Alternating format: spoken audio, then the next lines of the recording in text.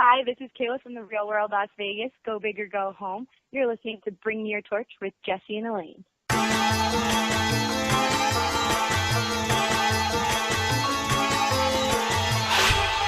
Welcome to another episode of Bring Me Your Torch. I'm Jesse. And I'm Elaine. And Elaine, we were supposed to talk to Cody last week, but he blew us off. So you know what we did? We went out and met with one of his nemesi, one of the people from the other alliance, and we're having Eilish on the show now, and I'm pretty excited for it. I am too. Let's call her up. Eilish, welcome to the show. Before we get started, I've got to say to you after last night's episode, God, what bad luck, a burst appendix. What are the odds of that happening while you're on the island? Oh, I know. I have it came out of nowhere. So I started feeling like pain probably about 5 days before that actually happened. And the last 2 days I was there, it was starting to become like really unbearable. And I can't believe that happened to me. And I only had 2 weeks left. So it was a completely unrelated medical emergency, or do you think it was prompted by being out there? No, the doctors didn't really say too much. They said it just kind of happened. But they did say that it didn't help that I was like exposed to the elements and didn't have, like a consistent diet or anything like that. So definitely. Do you think you would have made it all 40 days if that didn't happen? Definitely. Quitting was never an option for me. I went there with a goal in mind, and I wasn't going to leave unless they forced me to leave, which pretty much is what happened. I would have tapped out in 1 day, so you're better than me. The second that rain came down, I'm like, I want my bed, I want nice warm clothes. I can't take it. Oh yeah, no, the rain wasn't that bad for me, honestly. Well, because 2 days before that, I think it's 2 days, I'm not sure with production, but it looked like you and Alonzo were going really strong, and then he got sick, and then you got sick, and everybody just kind of fell really quickly. Yeah, it was crazy, how quick it all had happened, because Alonzo went home. He went home the day before I did, and then I followed the next day. And like I said, I had started hurting 5 days before, but I wasn't about to say anything. I was not going to tell anybody I wasn't feeling good and that I was hurting. So I was like, I'm just going to stick it out. But that night that I went home, everything just got so much worse. And I think the same thing happened our reasons for leaving were completely unrelated. I wasn't sick with what he was sick with, but it was just nuts, how fast Alonzo got sick. It was within a few hours, he was miserable. What was it? The water? Did they figure that out, or did he just get sick from being on an island for 20 days? Yeah, I don't think it was the water that was making him sick.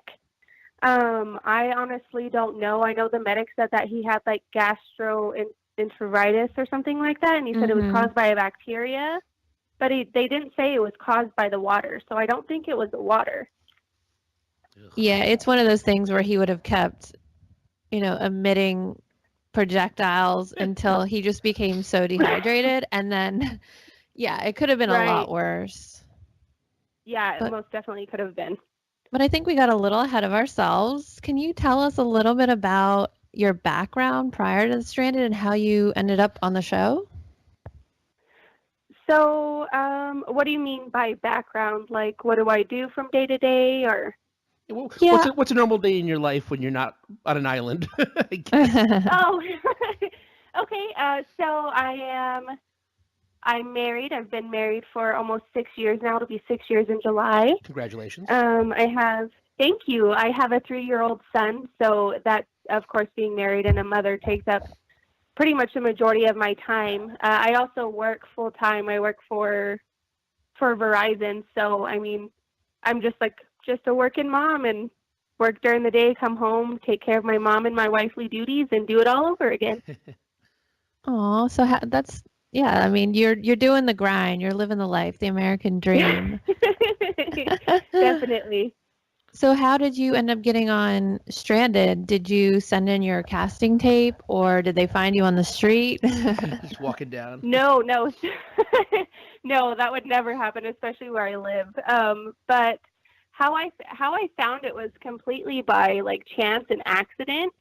I was reading about one of the teen moms on Facebook, and when I clicked on the link, it had redirected me to MTV's website. and I saw the casting call, and I was like, oh, that sounds like a lot of fun. Like I love doing outdoorsy stuff. Like we go camping literally all summer long, whenever it's summertime, and I was like, that sounds like it could be like a lot of fun. So I saw it and put in for it, and I was lucky enough to be selected. That's awesome. You show us that you're really no different. The people on TV are no different than we are. We all watch the same good and bad reality TV. Hey, I love Teen Mom too, okay? Like, I'm obsessed with Teen Mom too.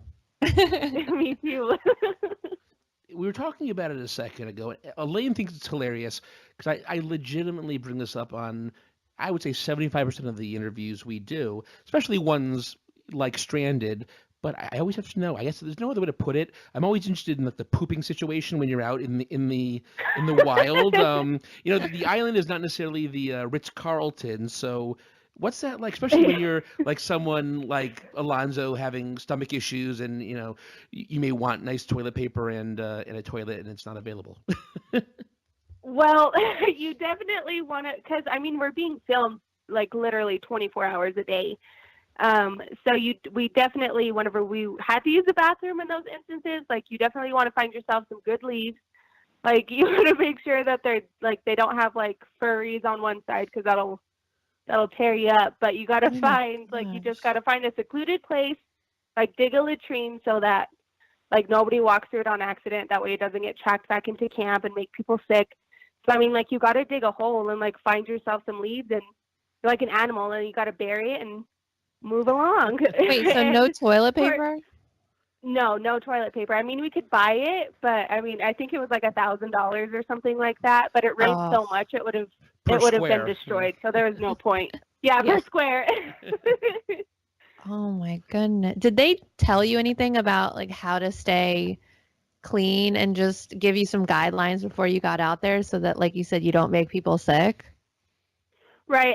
Well, like a lot of it is common sense. Like if you, it's just, you're not going to use a bathroom in the middle of your camp. That's just common sense. And there were like, we didn't get a lot of pointers or anything like that from production. We really, like, we went in there blind. We had no idea what any of us were getting into. So, I know I did a lot of research before I went out there, but I can't say the same for everybody else.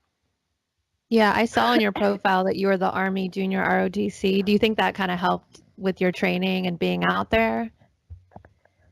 Yeah, most definitely. It helped. Like there's some skills that I like learned from that. Like I learned how to make like one rope bridges, and like how to go rappelling, how to make yourself a rappelling seat with ropes and stuff like that, and like land navigation.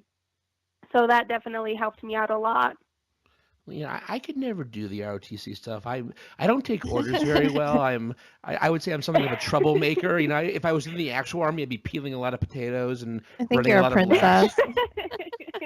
And it was something I did in high school, and I didn't think that those skills and traits would carry over, but they did. And I did it all throughout high school, and I was planning on doing it in college, but life and everything else took me in a different direction. So.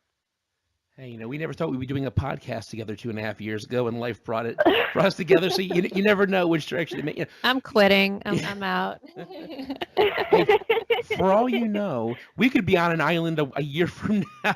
No, we're not. No, we'll be in the Big Brother house with toilet paper. Yeah, that's what I always say. If we were going to be on a reality show, give me something like Big Brother. Sure, maybe you have to eat slop, but you have a bed. It's nothing too crazy. Maybe Elaine is right. I'm a princess, man. I want my creature comforts, and I can't get rid of them. Yeah, and you'll have a toilet, so that's a plus. But I have to share it with 13 people. I don't know if I like that either. Life is so tough. If you can tell, I don't have any kids. I kids running around using my toilet.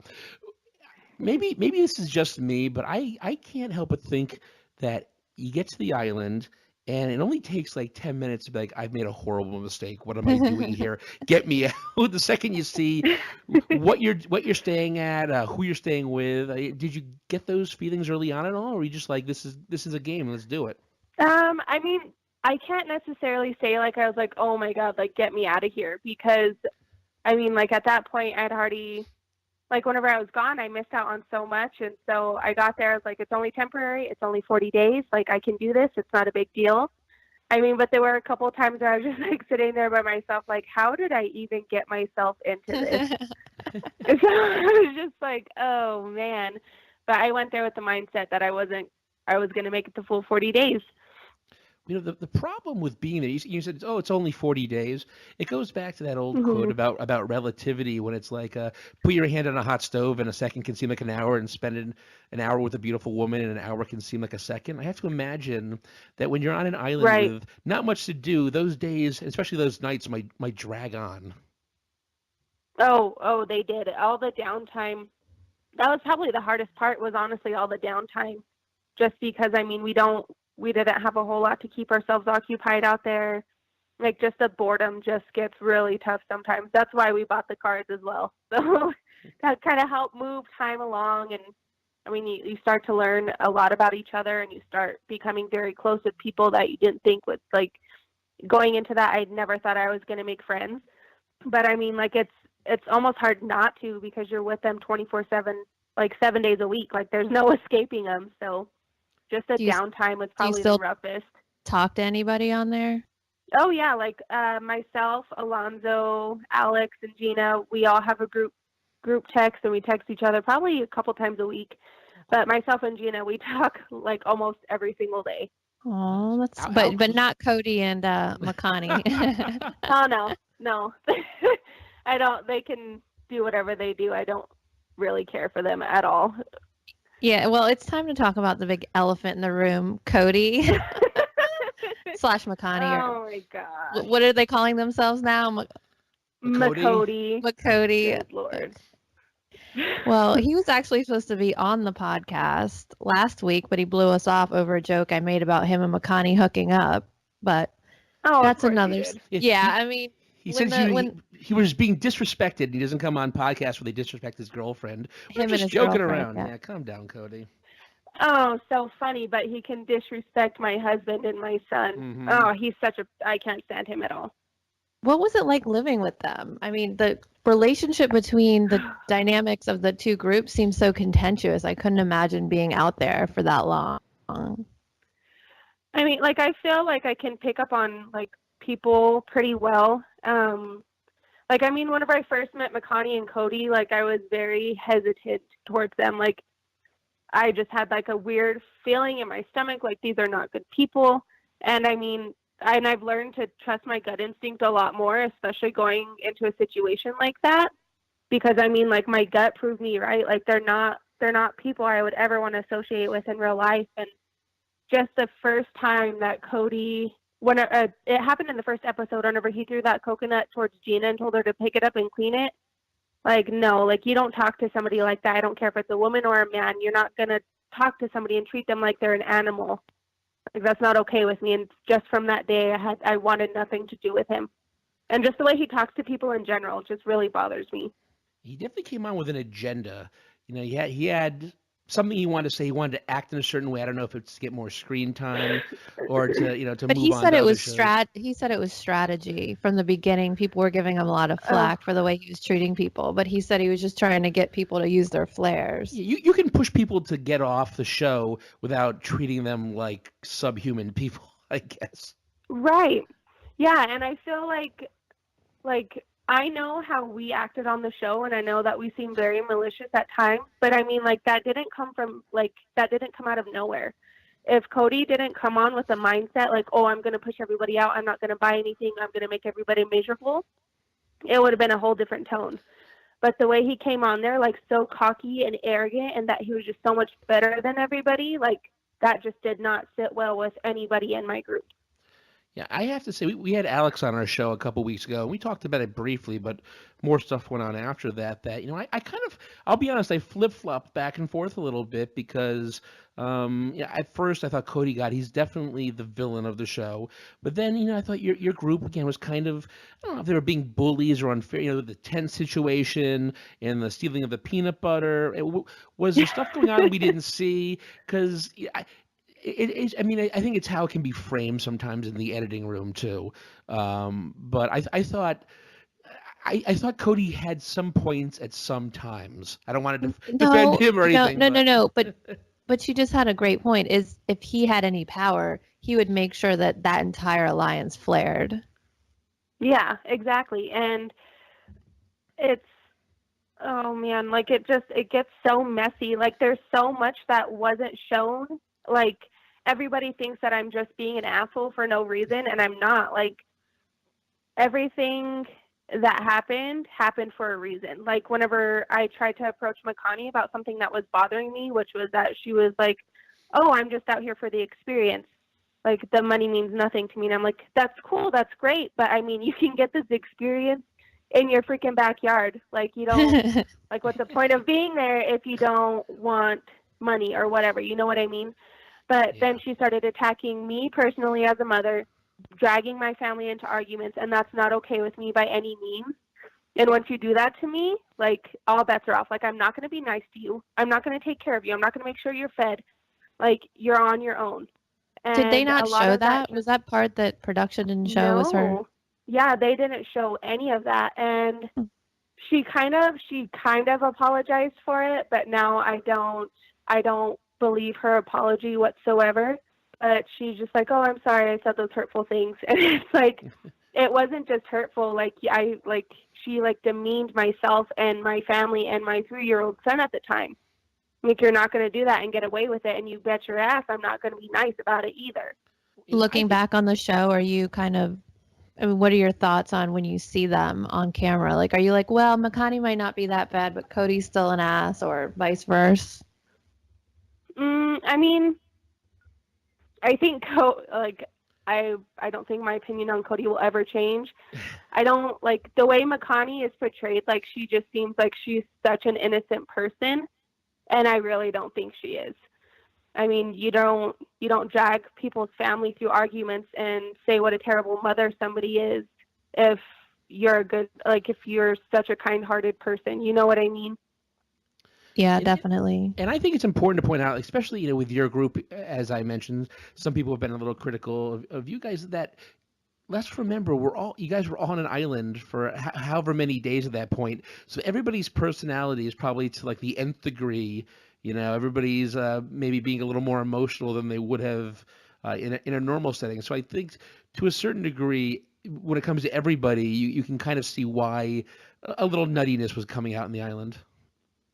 Oh yeah, most definitely. Like I think that emotions were definitely running high, and everything was like things that wouldn't be a big deal here seem like 1,000 times bigger out there. Yeah. And I think it's because like none of us had any contact with our families at home, loved ones, nothing. Like we were literally by ourselves out there with a bunch of strangers that none of us knew. And of course, personalities are going to clash. So of course, it's going to make everything seem much more dramatic than what it normally would be.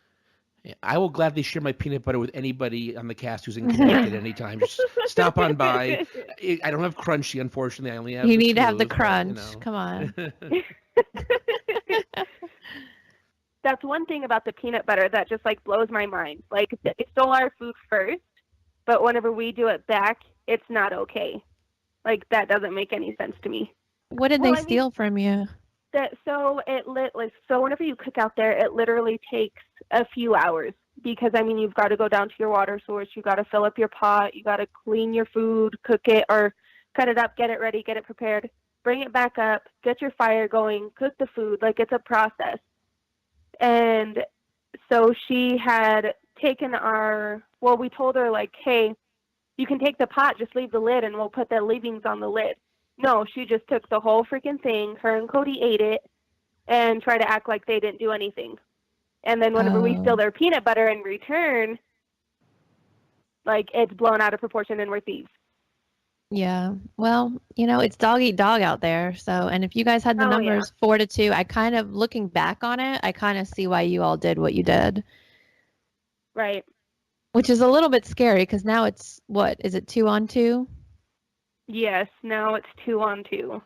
And they're trying to make it look like next week that Cody tries to take control. Of course he tries to. Of course he tries to, little freak. But yeah, I did not want to leave my group for that very reason. and because I didn't want them to be in a predicament or anything like that. And then of course Cody's going to try and play boss, like he's just so superior to everybody. And of course, I don't know what happens in the rest of the season. Even my cast members wouldn't tell me. I try to get it out of them, but they wouldn't. They wouldn't tell me what happened. So I have to find out what happens along with everybody else. Well, this is all very difficult for me because my brother's name is actually Cody. So I hear everybody bashing Cody. I'm like, no, he's a nice guy. Oh, wait, a different Cody. No, your brother's nice. Yeah, I'm sure he's not a narcissistic person like Cody is. I love it. But switching gears a little bit, over the course of the season, we've seen people lose their shoes and shoelaces. A lot of people, 2 people dropped out because of that. Mm-hmm. Alex almost got stuck in a river, and Gina, we saw her in the last episode barely make it through the river. I didn't think she was going to make it. No. Oh, gosh. How bad were those treks for you guys? Were you, did you think you were going to flare up, or was that never really a thought when you were on those treks from camp to camp? For me, going on the journeys, I mean, I honestly always looked forward to them because, I mean, they took up a good majority of your day. It just kind of helped the day move along faster. And, like, I was never worried about myself not making it through a journey. I was always worried about Gina just because she really struggled during the journey. So I never thought about flaring, and I was never going to let Gina flare. Like, I would have put that girl on my back and carried her to the next camp if I had to. Wow. Yeah, she was the one that was keeping you going, wasn't she? Yeah, I think we were both keeping each other going. Like, she was out there because she wanted to prove to herself that she could finish something, because she said, like, I never really finish anything. And so I wanted to make sure that she could make that goal for herself, and just to prove to everybody else that, hey, like, I'm not a weak person and I can do this. So I just really wanted to, like, help keep her motivated. And she helped keep me motivated in the same way too. Like, she would just, like, remind me why I was there, and she would just, like, help me laugh, and I would do the same thing for her. So we were island best friends. Island besties. Yeah. IBFFs. Not like IBS, but IBF. No. Yeah, not IBS. Oh, man. But so MTV, they're really pushing this idea that at least one of you guys is going to be on the challenge. Is that something you're interested in? That would be a huge, like, honor to me to be on the challenge. I would absolutely love it. Of course, everybody's saying, oh, like, you're weak, like, you can't do it. It's like, I'm pretty sure I never complained once the entire time I was there. And, like, that would be so incredible if that's something I could be a part of one day. And if people are talking trash about you, just think Cody won't shut up about trying to get on there, but his act won't go well on there. He can only act the way he does now because he can't get voted off. If the show where you get voted off, Exactly. If you act that way to people, you're gone immediately. Yeah, like, if people hate you on there, like, you're gone. Like, there's no, like, he would get eaten alive in the challenge house, like, especially against the champs. Like, there's no way. They would chew him up and spit him out. Aren't there rumors that he's going to be on, though? Well, I think he's pushing those rumors. He's pushing the rumors. I mean, like, I could see, like, he would, like, the only thing that I think that they would put him on the challenge for is that he's good at creating drama. So, I mean, in that aspect, it would make their ratings go up just because he's a very dramatic freaking person. Have you met anybody else from the MTV world? I mean, we're good friends with Kayla from the Real World and in the Challenge, and we've spoken to a few other people. Do you kind of go to that world now? Is part of that family, or are you kind of is a stranded cast on their own, I guess? Or stalk them like Cody? Yeah, good. Yeah, Cody likes to stalk poor freaking Cara Maria. That's like, but no, I don't think this, like, I think Stranded is kind of like, I don't want to say like the outcast of MTV right now, but they're just kind of like we're like the new kids on the block right now. You're better than Are You the One? I'll give you that. Ugh. Yes. Oh my gosh. Like, I hate it whenever they put the Are You the One people on the challenge, and I'm sure people are going to feel the same whenever they put or if they ever do put cast from Stranded on there. But I mean, I feel You like we're guys kind do of like, No.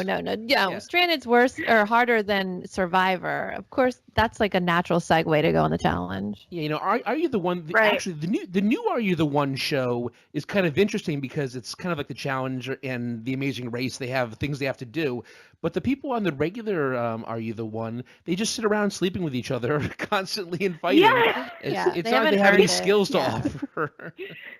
they're all there to make out with each other. I mean, I So want to true. be on that show, but other than that, Yeah. So I kind of feel like Stranded is like on the outside looking in right now into like the MTV world, just because we are newer and everything else. I haven't really interacted with a whole bunch of other people from MTV. But I mean, I would love to. I would absolutely love that. That's awesome. if Yeah, you I'm go sure on the it'll. show, don't forget us. I'm sure it'll happen for you. I Definitely really happen. hope so. Well, whether you make it on there or not, I feel like after this interview, I'm going to call you my friend now. We're friends, and friends help each other out. So in the name of friendship, I'm calling on you. Is there any way you can convince MTV to give us a drone? Because I think we deserve it. Oh man, I don't. That's a lot of pressure to put on me. I'm okay with I it. Did you Like, see I'm the good with it. I size? don't have to deal with it. Those Just, drones were like- really small, Jesse. Well, Oh, the ones that they were giving away. it's not the size of the Yeah. drone; it's how you use it. The size doesn't count, dang it. No, but I don't. I mean, I don't think I'm in that good with MTV to pull you a free drone. Sorry. Oh, I assume so, but you know what? I've learned in life it never hurts to ask, right? No, it doesn't. And, What's the worst who we can knows? say is no. Exactly. Well, and MTV, if you're listening, hook us up, man. And then it'll end up in a fight between me and Elaine. Elaine's in Austin. I'm in Connecticut. We'll end up fighting over who gets it. Just fly it down. Does it go that far? No, not yet, right? Yeah, you could have it for the weekends. I'll have it for the week. We just fly back and forth. No problem. Shared custody. Well, thanks so much, Eilish, for coming on our show. We're really looking forward to the rest of the season, even if we won't see you on it. But we may see you on the challenge, I'm sure. Hopefully, I really hope so. And thank you guys so much for having me. It's been a blast. Eilish is so hilarious. That was a lot of fun. Yeah, she was really great. Especially she came on with, I don't think, not much notice, and she was really happy to talk to us. And as we always say, if you want to talk to us, we want to talk to you. But no, she was a lot of fun, and I'm sad that she's not in the show anymore. I know. I had a great time talking to her. She made me laugh. I'm in a great mood now. Hey, So I get to go eat dinner and be happy. that'll make you happy. But Elaine, before you go to eat dinner, please make sure to go to our website at www.bringmeyourtorch.com. But where else should you go? Facebook.com/bringmeyourtorch or Twitter.com/bringmeyourtorch without the H. No H. You can find us on iTunes, or you can give us a 5-star review. And everybody, well, God, if we get a 0-star review or a 1-star review, I'm sure that'll be Cody after this episode. Oh my God. You can find us on Stitcher, Blueberry, anything that Androids have. We're there. We're on YouTube. You can just Google Bring Me Your Torch. She's been around for a while now. We're going to pop up. I mean, hell, we come up before Survivor now. We've been around for so long. Yeah, we rule. And just remember that you may have come here as a stranger, but you're leaving as a friend. We'll see you next time on Bring Me Your Torch. Bye.